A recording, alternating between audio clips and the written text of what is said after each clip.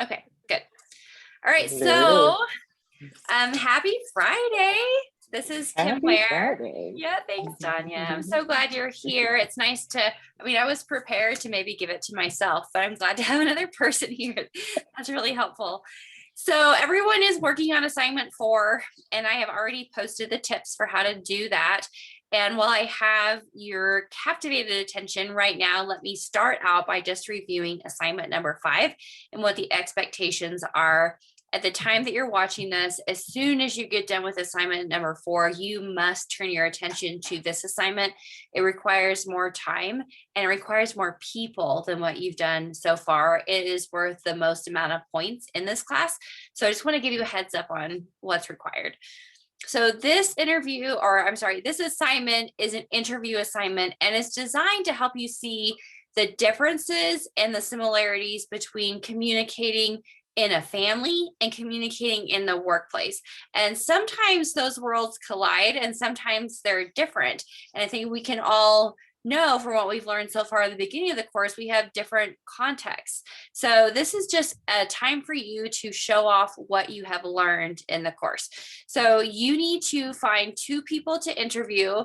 If it's the same person and they can talk about their family and their workplace, that's okay. But really, it's ideal to have 2 different people.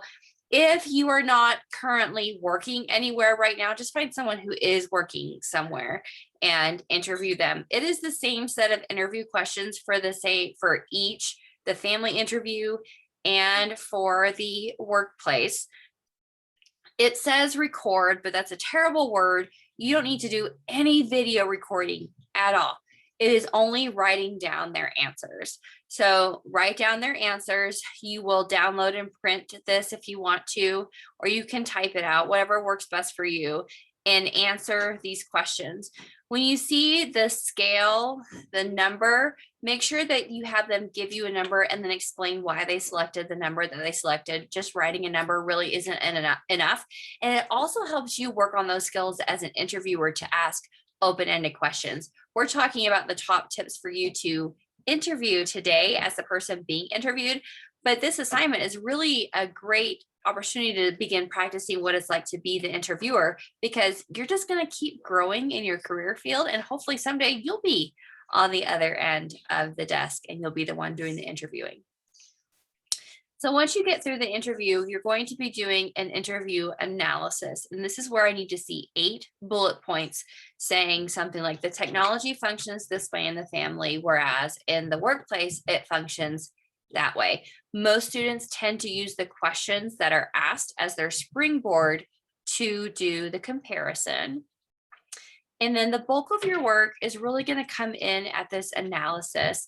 In the next week or so, I'm going to post another mini lesson about communication patterns and how to determine what those are and the kinds that I'm looking for in this answer. You should be writing solid paragraphs for each of these 3 bullet points. Really show off what you've learned in this course. Use concepts from the past 4 assignments. So if you're not sure what concepts to use, go back and check out those study guides and pick something. So the first question is, what differences exist between the communication patterns and I believe it's leadership? Yes, and the leadership. So that's 2 paragraphs. Talk about your communication patterns that you see. And again, I'm going to post a mini lesson about that. And then talk about the leadership patterns that you see. And you should be able to go to your textbook, type in leadership, and pull up a whole chunk of text on there. Like if you do the control F, I think, or some kind of search feature, you should be able to find it. And then in the next 2 questions, it's you just giving advice, and you don't have to actually give advice like verbally to them, but this is just for the purpose of your paper. If you were going to help them improve on anything, what would it be? If you think their communication skills are just going swimmingly and they don't need any advice, give them encouragement. You're doing great in this. And here's a concept that relates to this for the course. So it's really just a chance to flex your muscles and to do some critical thinking and critical analysis from the perspective of interpersonal communication. So do you have any questions about that at all before I get into interviewing? Nope, I think that's good. I'm a recruiter, so I interview all day. Oh, okay. So you could probably teach this class. Okay, wow. So I did, but there's still things to learn about it. So it should be interesting. So Okay, well, good. Hi, Elena. I'm glad you're here. So you can't hear. Okay. Well, hopefully it will come.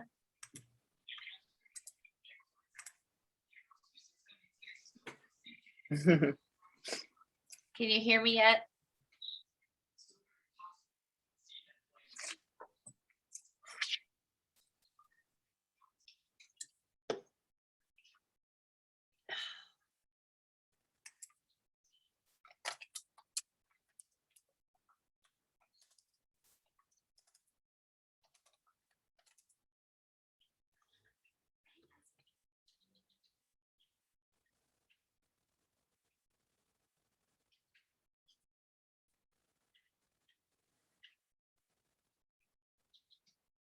So just to fill in the space, Danya, what kind of recruiting do you do? Pretty much all kind. Work for Kelly Services. Um, it, mostly I've been here lately doing a lot of administrative recruiting. But manufacturing as well. Just a wide range. It's full cycle recruiting. So Okay. sourcing, placement, the whole nine. So yeah, been doing it for a while. I've dabbled in a little bit of everything. I may have been an HR recruiter for a nursing home. Okay. Most of my background is healthcare. Okay. And so not too long, I guess in the last couple of years, have been doing more administrative type of recruiting. So Okay. yeah. Awesome. So just needed to get that degree. I've done every I think I've done every gamut. I hate payroll, but everything else I don't mind. Well, I'm sure you're not alone in that. That's probably a Uh, resounding theme. I know. I hate numbers. I hate numbers. And my husband is a payroll administrator. I mean, that's what he does. And he works from home and he does it as well. And I mean, he's been doing it for years, like 15 years, and Awesome. loves it. Yeah, so Right. you just use his side of the I brain. could use, yes. That's great. Right. All right, well, let me start out by just showing you a video of what not to do during an interview. And then we'll kind of dissect that and go through some tips to make your interview successful. Okay.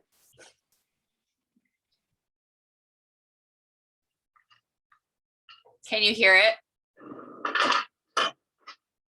John? Yeah.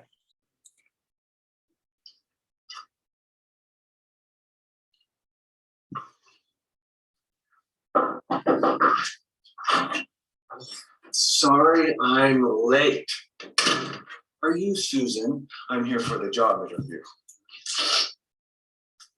Hi, I'm Susan Thompson, Resource Manager.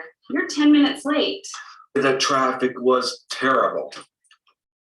Have a seat. Are you John Hill? Yeah, Okay, tell me about yourself.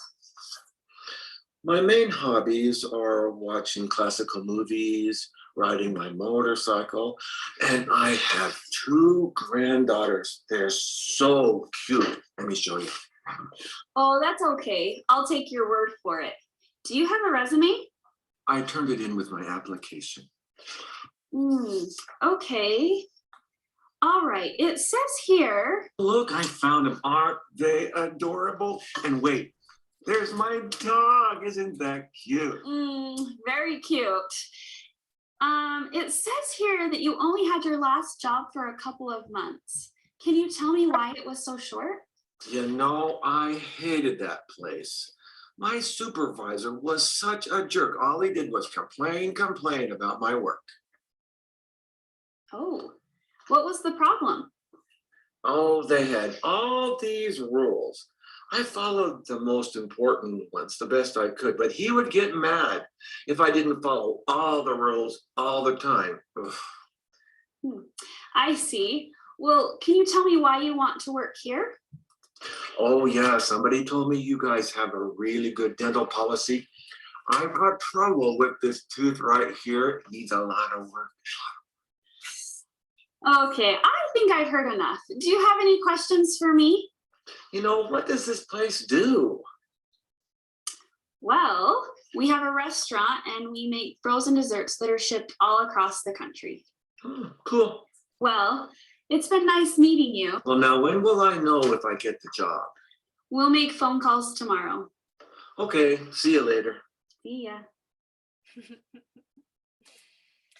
Okay, so would you hire him? No, That's a hard no. hard no. Okay. I second no that one. Okay. Absolutely. Yeah, he's probably not a good fit. So originally I titled this the top 5 tips for interviewing, but the reality is I'm going to give you a whole lot more than that. So buckle in. So the first thing we notice about this particular situation is that he has probably not appropriately selected the employer. And how do we know that? What kind of question does he ask at the end? Or I guess What do she you asks, do? yeah, well, what do you do here anyway? And that's Right. probably not going to help you keep your foot in the door. So before you even begin the interviewing process, before you do the application, you need to make sure that you're selecting the employer appropriately. Because we don't want to waste their time, and you certainly don't want to waste your time. So before you even begin, it's a good idea to do 3 kinds of research. One is to research yourself. Spend some time thinking about what are your qualifications? What are you looking for in an employer? If you could have your dream job at your station in life, having come out of Bryan University, what would that look like? Then as you start to narrow that down, you can start looking for positions and research the actual position. Positions might have the same titles, but I'm sure, as you well know, Danya, there are nuances to the position of things that particular employers are looking for, where one employer, based on their company culture, might want you to have really super strong communication skills. Another employer might make that secondary to your technical skills. So make sure you understand what the position is that you're applying for. And after you understand that and you say, okay, yes, I know myself, I know I can do this job. Is this an employer that I want to work for? Research the employer. There is nothing worse than working for a company culture that doesn't fit you, that you hate and you don't like going to work every day. And it feels awful for you and it feels awful for the employer. So beyond their dental plan, make sure, from what you can tell by their website or anyone that you've talked to who might work there, what is it like? What is their culture like? Are they individualistic, where they want you to continue to strive for things yourself and focus on number one, at the same time giving some of yourself to the culture, to the employer? Or are they just like, well, we don't really care about who you are inherently. It's all for one and one for all here. We are pressing the group forward. So make sure that you understand who the employer is before you even apply. Remember when I was first coming out of college, I was just desperate for a job. So I went to the chair that was working with me and was helping me out. And this is undergrad. And I saw a job, my BS is in arts administration. And I saw a job working for a lingerie company. And, this young little 20-year-old, and went to her and I was like showing her this position. And she's like, looking at me, looking at the position. She's like, are you really sure you want to work for an organization like that? And I was just desperate. And but upon thinking about that more, she did me a huge favor. And she did them a huge favor, because I would not have fit into that environment well at all. So that's just really important. Now, the next thing we should talk about are just the types of interviews. And when you Google types of interviews, there are a ton of different types of interviews out there. I've narrowed it down to what I think the top 3 interviews are. And these are behavioral interviews, technical interviews, and social interviews. And Danya shared that she's a recruiter. Do you have much to do with the interview process? Yeah. Okay, so are you familiar already with these kinds of interviews? Okay, Yeah, so we use, I mean, for the most part, it's a little, I mean, we kind of incorporate a little bit of all of that, behavioral, technical, and social yeah, interview. I mean, you know, all of those three types into one interview. okay, Because of course it's fast paced, so you know, right. We're trying, and as a recruiter, you're trying to get their butt in the seat. right. Yeah, because you get paid when you get Mhm. someone a job. So, Well, yeah.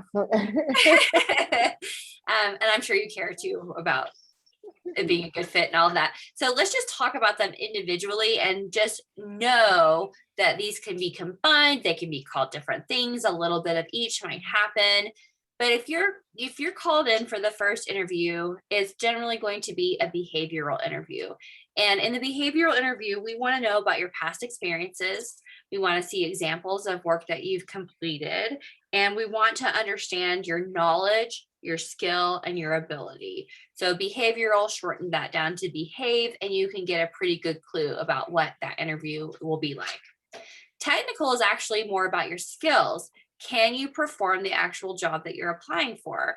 For a lot of you, this can happen if you're in fitness. It could happen in the form of doing an actual class, or they bring in one of their people who's like already a manager or a trainer there, and they're like, okay, train me. Show me how you would do this. Show me what this class would look like.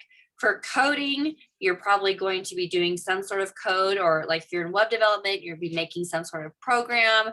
I'm sure with health information systems, you need to demonstrate that you are proficient in those systems. And then for a paralegal, when you are working with an attorney, we're going to see if you really know what is all involved in that. Now that's completely out of my realm. If I was going to speak to anything, I could probably talk more about fitness, but I know nothing about being a paralegal aside that you are working for an attorney. So if would anyone want to chime in on what you think that could look like for that field? Do I have any paralegals people here right now? Okay, do you have any ideas, Elena? I actually I do, but I don't, just because I don't know what some law firms are looking for. Okay. I do know probably like being on time, turning in your work on time, seeing if you can actually, I guess, if you, I really don't know. Well, like, I mean, would you write a brief maybe for a lawyer? Like you would do intake information and collect that sort of thing, I'm guessing. Yeah. They would want to see if you knew the appropriate terminology for the particular law that you're going to be helping out with. So I mean, probably, yeah. like wording, like, so what is that? Communication skills, maybe that's. Okay, that makes sense to me. So just know technical interview is we're assessing your skills. Now the social interview is like, do you play nice? Are you going to get along with people here? So that will happen probably towards the end as like a lunch interview or a coffee date. We're going to now bring you in and let you meet other members of the team and just see if you get along well, if you can have casual conversation, if you're a good fit for the company. And this is an opportunity for you to evaluate the employer and the people you'll be working with as much as it is for them to be evaluating you. So remember, it's kind of two people or entities playing in tandem here. So again, these can all be combined into one interview or they could be chopped up. Kind of depends on the position that you're applying for. So before I move on to preparation, any questions about those? No? Okay, good. Okay, so now let's talk about just preparation for the actual interview. So we have now prepared to apply and we've got the interview. So one key feature that I really like to tell people is be prepared with show and tell opportunities. Tell me about yourself. Well, okay, hobbies could fit into that a little later on down the road, but right now I want to know about you and I want to know why you're a good fit for this job.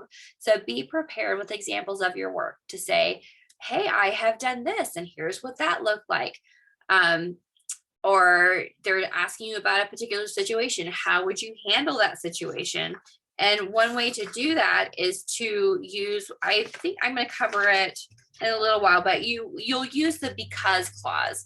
I'm so glad you asked me that, because, and then you would tell why. In this previous situation, I handled it this way, and in the situation you're describing, I would do it this way. Or because I've just come out of school, I'm very fresh on all of this terminology, so I will be able to help you with X, Y, and Z. Show and tell is also helpful when you're trying to describe that you're still learning and that you're open to learning about the company and the culture and what their demands are. Because I've had this situation where I had to learn a new coding program, I'm confident that I'll be able to learn the way that you program. So before the interview, develop your show and tell stories. Then make sure that you're dressing the part. Have an idea of what their dress code is at their workplace. So do we think this guy showed up in appropriate attire? No. I'm going to tell Even you. though Yeah, no. even though he's gonna be working in a manufacturing position, I would still say khakis or something in a button-up shirt. Exactly. Not jeans and t-shirt and a leather jacket. I mean, he looks appropriate enough to go to work, but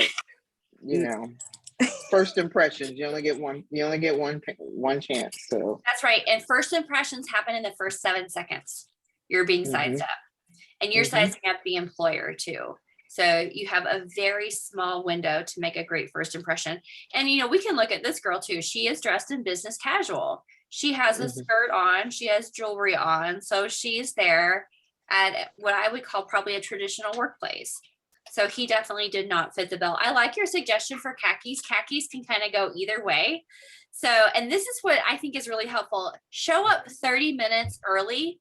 Be in the vicinity of where you need to be. You never know when there's going to be an accident that's going to keep you from getting there, or you're going to hit every single red light, right? So be in the vicinity within 30 minutes. It also gives you a chance just to sit in your car and breathe and just decrease those nerves as you get in, because you're there, you have plenty of time. And then when you walk in, try to walk into the foyer and greet the receptionist kindly 10 minutes before you're actually supposed to be there.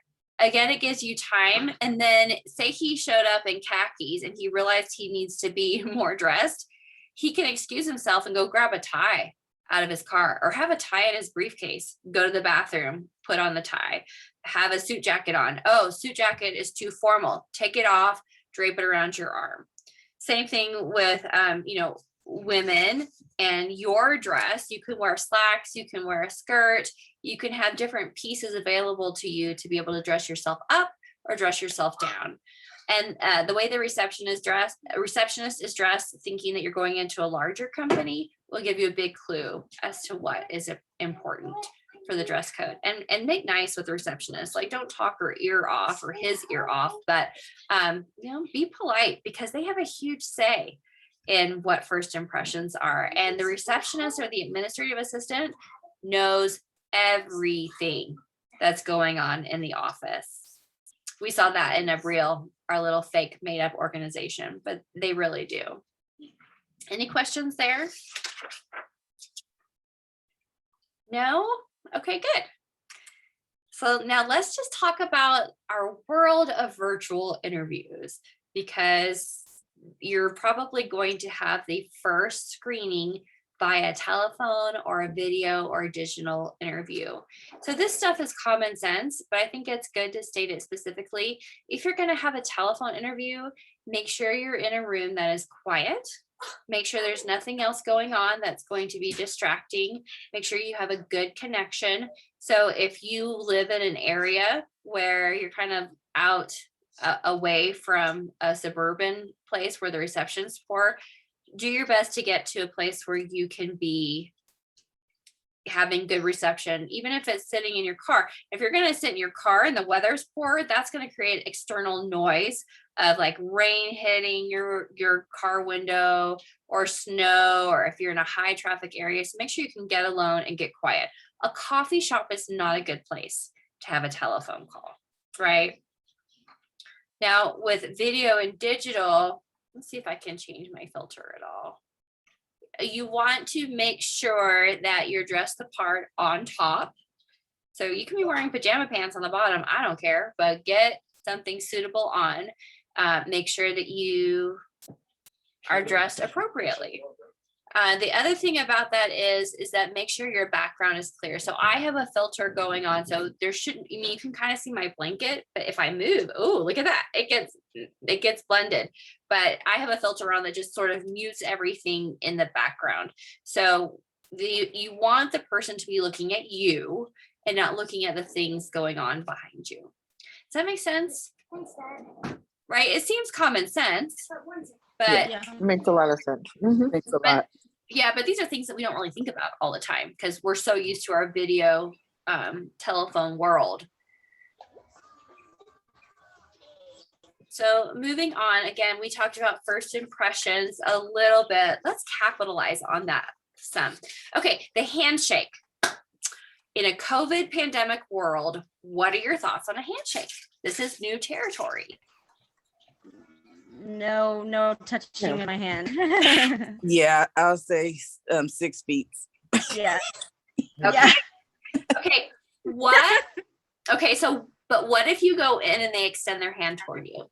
What will you do? I mean, I will shake it, yes, but I mean, I probably will have hand sanitizer because I know when I went to my son's therapy session to do the first intake, she had hand sanitizer right there on the table. We shook hands, but we cleaned our hands after. Okay. It was, she said, Yeah. part of like the regulations or whatever. Okay, good.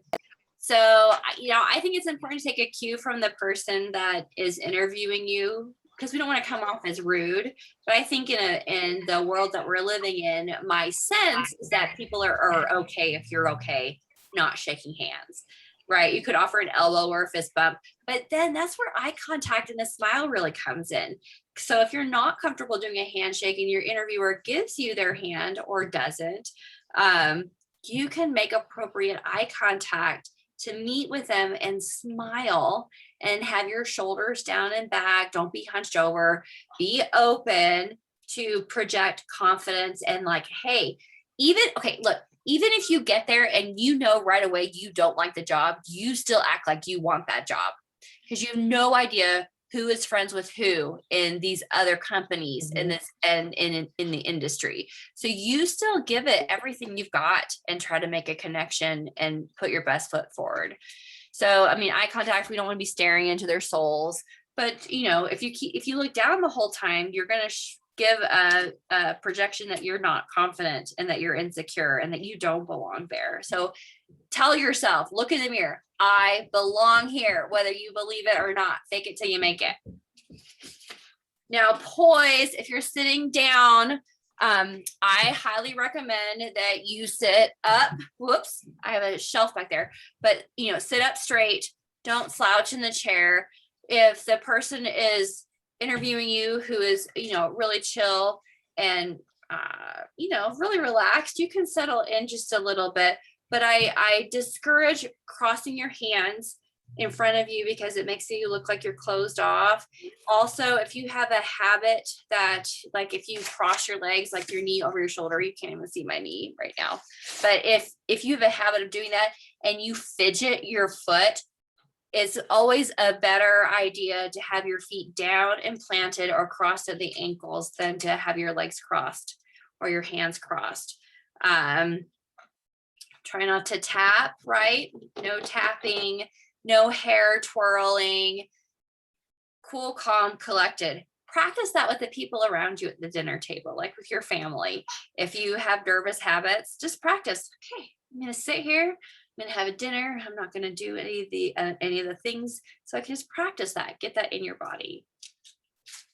Do you have any recommendations, Danya, from the interviewing you've done of things you've seen? The fidgeting definitely can be a major distraction. I'm trying to think of what else. I mean, a lot of ours are, of course, over the phone, but every now and then I've had a couple group ones and, chewing gum, definitely the sitting up straight is another good one. To make eye contact as much as possible. And with like group interviews, I guess being cognizant of not interrupting and knowing when to pop in, or so it's real good to use like a chat, or if it's a Zoom where you can do the hand raise or something, would be another good one. And it throws that hiring manager off if he's talking and then you just interject and not appropriately asked to speak. So Good. That reminds me too, when it comes to a group interview. So for right now, I hope I look like I'm looking at you. I'm trying to make eye contact with you through my tiny little camera right there, but you guys are actually over here for me. So if you are doing a video interview, try to keep looking at the camera, even if all the people are over here, and making appropriate eye contact. Or like right now, I'm sharing my screen, so you can probably see this. Get the interview in front of you as close to your camera as possible, so that it still feels like we're trying to make everything feel as normal as possible in a virtual world. That's why, like airlines, you are thousands of feet up in the air, and they're trying to make your airline as comfortable as possible, because the reality is that if you crash, you're probably not going to survive. So we have to make this illusion of normalcy and realness so that we can still do those same nonverbal cues. So I'm going to hit this again. If nothing else, oh yeah, and Danya, he was totally chewing gum when he came into the interview. He was. Yes, I saw that. Out, right? Yeah. So during the interview, keep smiling. Practice your active listening techniques so that you're paraphrasing, if not verbally to them, but you're paraphrasing in your head what they're saying, so you can track with them. And be positive. Even if you get in there, you're like, "Ooh, this is way out of my field." You can still learn new things. You are a great fit for this company. If you have had bad things happening in your life, there's no reason why you can't be real about that. But I would also not focus on that. Always spin things in a positive way, because people want to work with positive people. Okay. So now let's just talk about wrapping up the interview. I mentioned a little bit during, make sure that you are responding to questions with the because. Make sure you're prepared to ask questions, and then you want to establish next steps. So I have really enjoyed talking with you. I think this could be a really positive relationship, a great working environment. What should I expect next? And let them give you next tips. Oh, well, we have several more interviews to do. We'll get back to you by the end of the week. We'll get back to you within 24 hours. And then, thank them. As soon as the interview is over, we need to be sending a thank you in some way. I love paper thank yous. So if there's a way to get that to the administrative assistant or to the receptionist, it offers such a nice touch to send a thank you card. Now, make sure you write something. Don't give them a blank thank you card or something that has pre-written stuff in it and then just sign your name. No, reiterate why it's a great fit for you. Give them a thank you. If paper doesn't, you'll have to gauge it. If paper doesn't seem appropriate, if it seems like it's going to be too slow, send an email straight away, immediately that later afternoon or first thing in the morning, to thank them for their time, reiterate why you're a great fit, what you really liked about visiting with them, what you're enthusiastic about. Try to use an active voice versus a passive voice when you're writing your thank you. So active voice is you are in it. I am enthusiastic to work with you, versus being passive, talking about something that might happen in the future or something that's being done to you. So those are my top tips for interviewing. Again, this is recorded, so if you didn't catch the beginning, yes, Brandy and Elena, at the very beginning, I talked about the interview assignment. So make sure after recording post that you go back and watch the first 5 minutes, so you can see the delineation on that.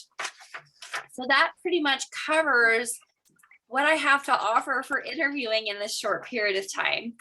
Do you have any questions about any of that that I can be helpful with?